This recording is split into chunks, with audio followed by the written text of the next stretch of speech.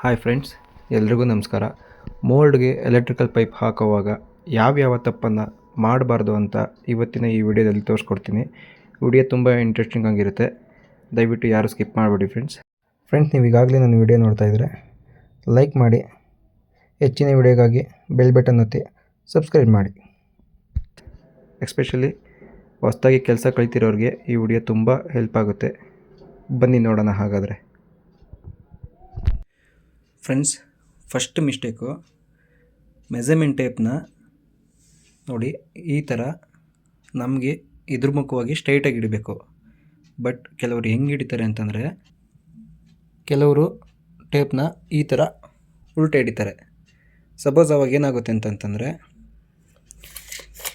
ಈಗ ಒಂದು 68 ಇಂಚಿದೆ ಅಂದ್ಕೊಳ್ಳಿ, 68 ಇಂಚ್ ಇರೋದನ್ನ 89 ಇಂಚಿದೆ ಅಂತ ಹೇಳ್ತಾರೆ.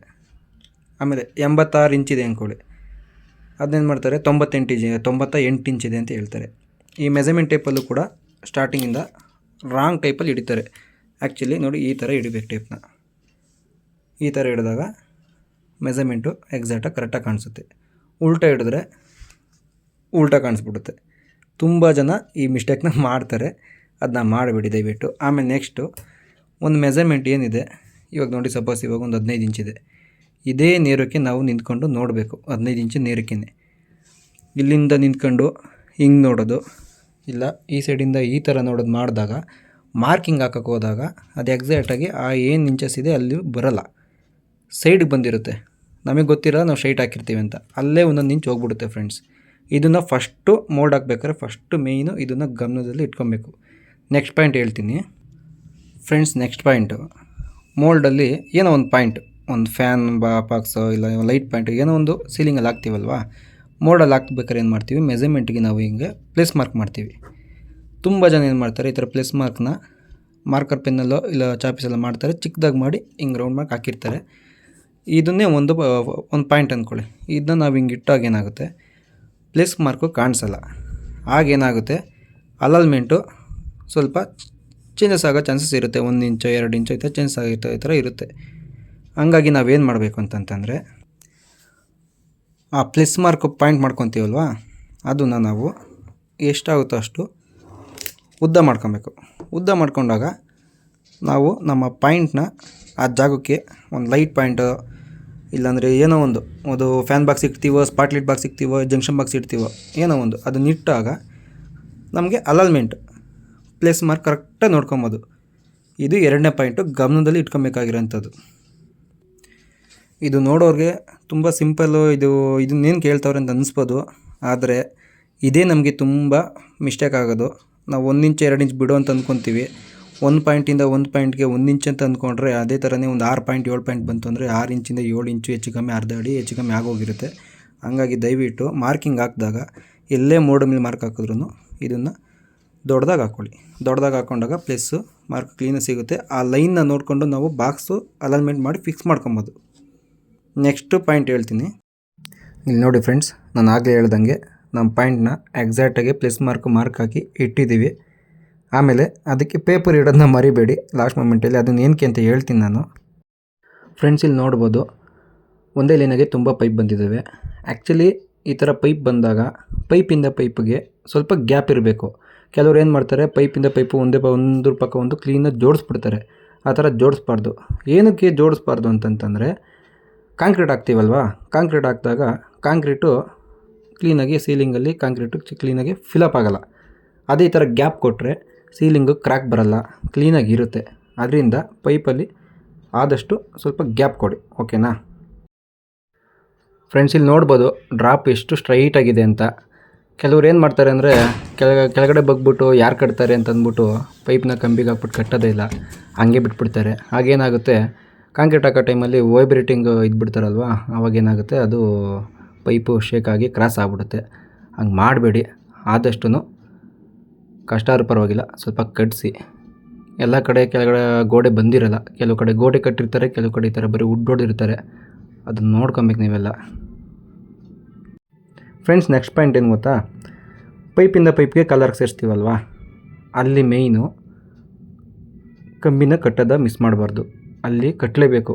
ಅಲ್ಲಿ ಕಟ್ಟಲಿಲ್ಲ ಏನಾಗುತ್ತೆ ಅಂದರೆ ವೈಬ್ರೇಟಿವ್ ಬಿಟ್ಟಾಗಲೋ ಇಲ್ಲಾಂತಂದರೆ ಈ ಗಾಡಿಗಳು ತಳ್ಳಾಡ್ಬೇಕಾರೋ ಏನಾರು ಮಾಡ್ಬೇಕಾರೆ ಆ ಗಮ್ಮು ಹಾಕಿರೋದು ಕಳ್ಸ್ಕೊಂಡು ಪೈಪು ಸಪ್ರೇಟ್ ಆಗೋ ಚಾನ್ಸಸ್ ಇರುತ್ತೆ. ಹಾಗಾಗಿ ಕಾಲರ್ ಎಲ್ಲೆಲ್ಲಿ ಹಾಕಿ ಗಮ್ಮಾಗಿ ಸೇರಿಸಿರ್ತೀವೋ ಅಲ್ಲಿ ಕಂಪಲ್ಸರಿ ಬೈಂಡಿಂಗ್ ವೈರ್ನ ಕ್ಲೀನಾಗಿ ಕಟ್ಟಿಸಿ. ಫ್ರೆಂಡ್ಸ್, ನೆಕ್ಸ್ಟ್ ಮಿಸ್ಟೇಕು ಏನು ಮಾಡ್ತೀರಾ ಅಂದರೆ, ನೋಡಿ ಇಲ್ಲಿ ಕಾಣಿಸ್ತಾ ಇದೆ ಕ್ಲೀನಾಗಿ ಹೋಲು. ನಾವು ಈ ಥರ spotlight box, fan box, junction box ಹಾಕಿದಾಗ ಪೈಪ್ ಹಾಕಿರ್ತೀವಲ್ವ, 1 ಇಂಚ್ ಜಾಗಕ್ಕೆ 3 ಇಂಚ್ ಹಾಕಿರ್ತೀವಿ. ಇವೆಲ್ಲ ಮಾಡಿದಾಗ ಏನಾಗುತ್ತೆ ಅಂದರೆ ಆ ಹೋಲ್ ಹಂಗೆ ಕಾಣಿಸುತ್ತೆ. ದಯವಿಟ್ಟು ಆ ಹೋಲ್ಗೆ ಏನು ಮಾಡಬೇಕು ಅಂತಂದರೆ ಪ್ಯಾಕಿಂಗ್ ಟೇಪ್ ಹಾಕ್ಬಿಟ್ಟು ಪ್ಯಾಕ್ ಮಾಡಿ. ಇಲ್ಲ ಅಂತಂದರೆ ಏನಾಗುತ್ತೆ, ಕಾಂಕ್ರೀಟ್ ಮಡ್ಡಿ ಎಲ್ಲ ಒಳಗಡೆ ಹೋಗಿ ಸೇರ್ಕೊಂಡು ನೆಕ್ಸ್ಟು ಕ್ಲೀನ್ ಮಾಡೋ ಟೈಮಲ್ಲಿ ತುಂಬ ಕಷ್ಟ ಆಗುತ್ತೆ. ಫ್ರೆಂಡ್ಸ್, ಹೊಸ್ದಾಗಿ ಕಲಿತಿರೋರ್ಗಂತೂ ಪಕ್ಕ ಇದು ಡೌಟ್ ಬಂದೇ ಬರುತ್ತೆ.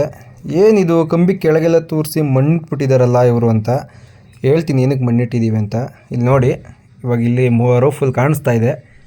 ರೂಫಲ್ಲಿ ಕಂಪ್ಲೀಟ್ ಆದಮೇಲೆ ಇದನ್ನು ನಾನು ವಿಡಿಯೋ ಮಾಡಿರೋದು. ಇದು ಕಂಬಿ ಕೆಳಗಡೆ ಏನಕ್ಕೆ ತೋರಿಸ್ತೀವಿ ಅಂತಂತಂದರೆ, ಕೆಳಗಡೆ ಗೋಡೆ ಕಟ್ಟಿರಲ್ಲ. ಹಂಗಾಗಿ ಏನು ಮಾಡ್ತೀವಿ ಅಂತಂದರೆ ನಾವು ಆ ಥರ ಕಂಬಿ ಕೆಳಗಡೆ ತೋರಿಸಿರ್ತೀವಿ. ಆಮೇಲೆ ನೆಕ್ಸ್ಟ್ ಈ ಥರ ಗೋಡೆ ಕಟ್ತಾರಲ್ವ, ಆ ಗೋಡೆ ಕಟ್ಟಿದಾಗ ನಾವು ಆ ಪೈಪ್ನ ಆ ಗೋಡೆಗೆ ಕನೆಕ್ಟ್ ಮಾಡ್ಕೊತೀವಿ. ಇನ್ನೊಂದು ಮುಖ್ಯವಾದ ವಿಚಾರ ಏನಂತಂದರೆ, 4 ಇಂಚ್ ವಾಲು, 6 ಇಂಚ್ ವಾಲು ಇವೆಲ್ಲ ಚೆಕ್ ಮಾಡ್ಕೊಬೇಕಾಗುತ್ತೆ. ನಾವು ಮೇಯ್ನ್ ಡ್ರಾಪ್ ಇಳಿಸ್ತೀವಲ್ವ, ಅದರಲ್ಲಿ 4 ಇಂಚ್ ವಾಲಲ್ಲಿ ಇಳಿಸಿದಾರ, 6 ಇಂಚ್ ವಾಲಲ್ಲಿ ಇದು ಮಾಡಿದ್ದಾರೆ, ಎಲ್ಲ ನೋಡ್ಕೊಬೇಕಾಗುತ್ತೆ. ತುಂಬ ಜನ ಗೊತ್ತಿರಲ್ಲ. ಮೇಲ್ಗಡೆ ಬೀಮು ನೋಡಿದ್ರೆ ಎಲ್ಲರಿಗೂ 6 ಇಂಚ್ ಬೀಮೇ ಕಾಣಿಸುತ್ತೆ. ಆದರೆ ಕೆಳಗಡೆ ವಾಲ್ ಮಾತ್ರ 4 ಇಂಚ್ ಕಟ್ಟಿರ್ತಾರೆ. ಅದನ್ನೆಲ್ಲ ನೋಡ್ಕೊಬೇಕು.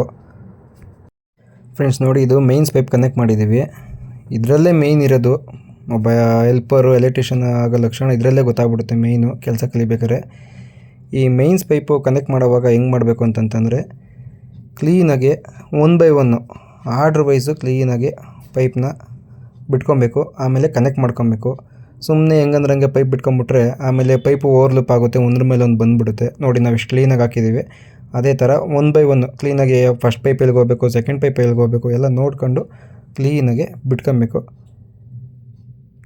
ಫ್ರೆಂಡ್ಸ್, ಕೊನೆಯದಾಗಿ ಎಲ್ಲ ವರ್ಕ್ ಮುಗಿದ್ಮೇಲೆ ಎಲ್ಲ ಡ್ರಾಪ್ಗಳಿಗೆ ಕಂಪಲ್ಸರಿ ಮಣ್ಣಿಡಬೇಕು. ಮಣ್ಣು ಏನಕ್ಕೆ ಇಡಬೇಕು ಅಂತಂತಂದರೆ, ರೂಫು ತೆಗೆದ್ಮೇಲೆ ಅವರು ಸೆಂಟ್ರಿಂಗ್ನವರೆಲ್ಲ ವುಡ್ ತಗೊಂಡು ಹೋದಾದ್ಮೇಲೆ ನಮ್ಮದು ಗ್ರೂ ಕಟ್ಟಿಂಗ್ ಟೈಮ್ ಹತ್ರ ಬಂದಾಗ ನಮಗೆ ಪೈಪು ಕಾಣಿಸ್ಬೇಕು ಅಂತಂದರೆ ಮಣ್ಣು ಇಡಲೇಬೇಕು. ಇಲ್ಲ ಅಂತಂತಂದರೆ ಸುಮ್ಮನೆ ಹುಡುಕೊಂಡು ಕೂತ್ಕೊಬೇಕಾಗುತ್ತೆ ಎಲ್ಲಿ ಯಾವ ಪೈಪ್ ಐತೆ ಅಂತ. ಆಮೇಲೆ ನೆಕ್ಸ್ಟು ಅದಕ್ಕೆ ಪ್ರತಿಯೊಂದು ಪಾಯಿಂಟ್ ಕೆಳಗಡೆ ಪೇಪರ್ ಇಕ್ಕೋದನ್ನ ಮರಿಬೇಡಿ, ಅದನ್ನು ನೆನಪಾಗಿಟ್ಕೊಳ್ಳಿ.